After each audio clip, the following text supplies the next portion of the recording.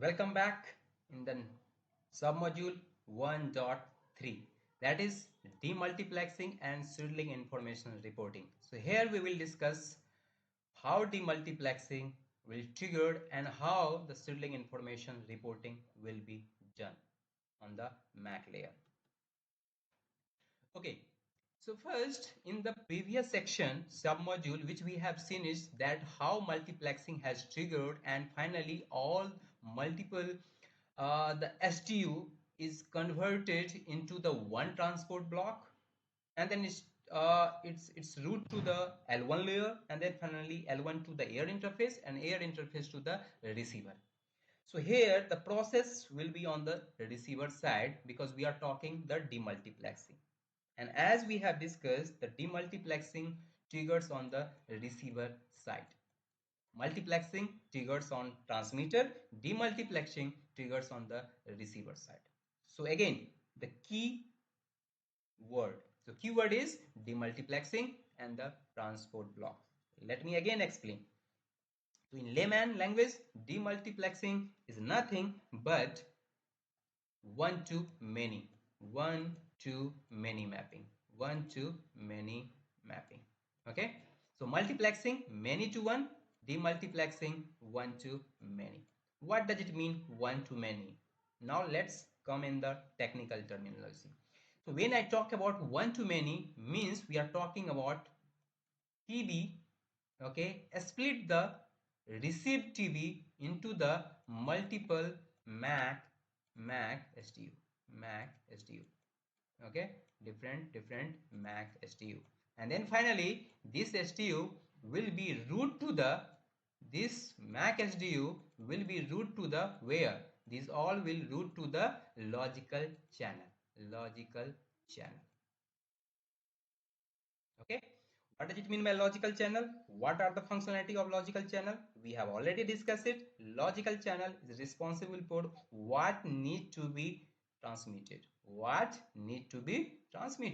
right? MAC SDU, which already discussed. SDU means the entry point of the data which is coming from the upper layer. Transport block is responsible, right? So transport channel was responsible for what? How did data will be triggered? But here it is transport block, and where transport block is constructed, TB is constructed on the MAC layer, Okay, so let's see the explanation. MAC is a split a received TB into the individual SDU and route them to the correct logical channel. That is what is the happening on the receiver side. Okay, let's try to understand through the example. Okay, so when I talk about the transport block, right, what it contains? It contains your multiple SDU. So it can contains your the user data. It can contains your user data, and user data will carry on which channel? We have the DTCH, dedicated traffic channel. Then we have the signaling data or control plane data, signaling data, right? We have the signaling data or control plane data, and that will be carry on the where dedicated control channel. Okay, so we have the two type of data: user data which carry on the DTCH, then we have the signaling data which will carrying on the dedicated control channel, right? And that is what is happening. MAC demultiplexes the TB transport block, sending either video data on the DTCH and the RRC reconfiguration command or any signaling data through the DCCH. Okay, so that is how the demultiplexing triggers on the receiver side. Hope it's clear. Now let's move on the next point, that is seedling information reporting. How the seedling information is going to be reported. Okay, so let's assume that UE having the data, UE having the some data in the TX buffer. So at this point I am talking about the uplink scenario. That is why in this case my UE is my transmitter. So there is a data on the TX buffer. This is buffer, assume that, and here some data UE has to transmit to whom? To the G node B. So UE having some data to transmit to the G node B. What will be UE will do? What UE will do? So UE will trigger the seedling. You will trigger the seedling. Why it will trigger the seedling? To seek the grant from the G node B.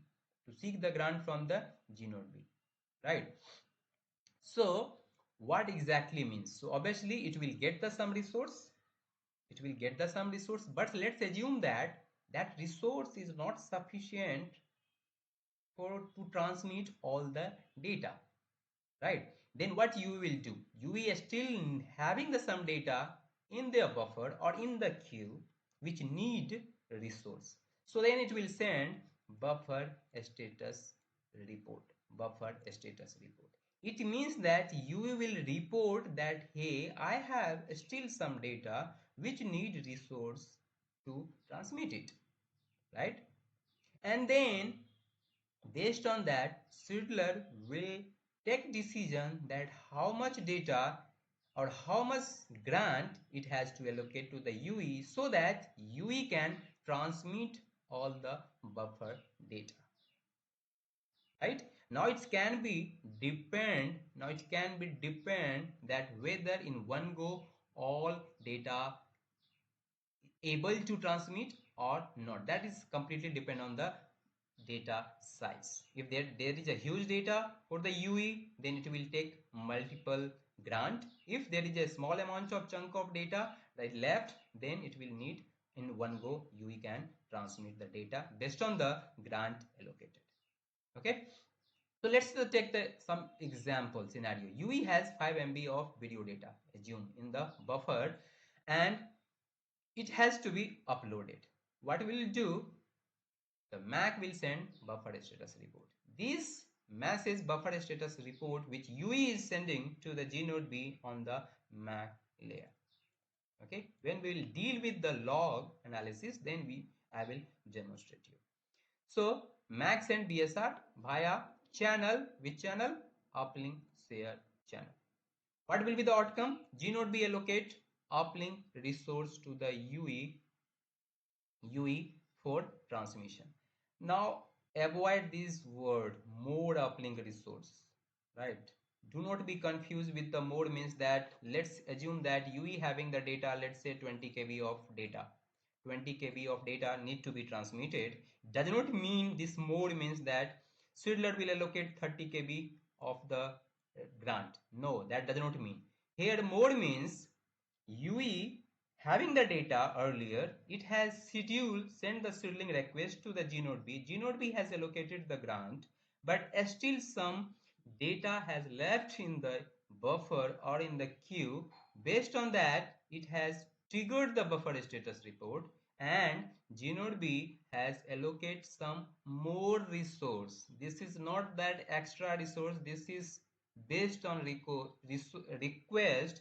Schedler will allocate the exactly that much amount of resource which UE had requested, neither more nor less. This is what the standard behavior of the scheduler is, until unless there is a bug in the scheduler. Thank you. See you in the next submodule.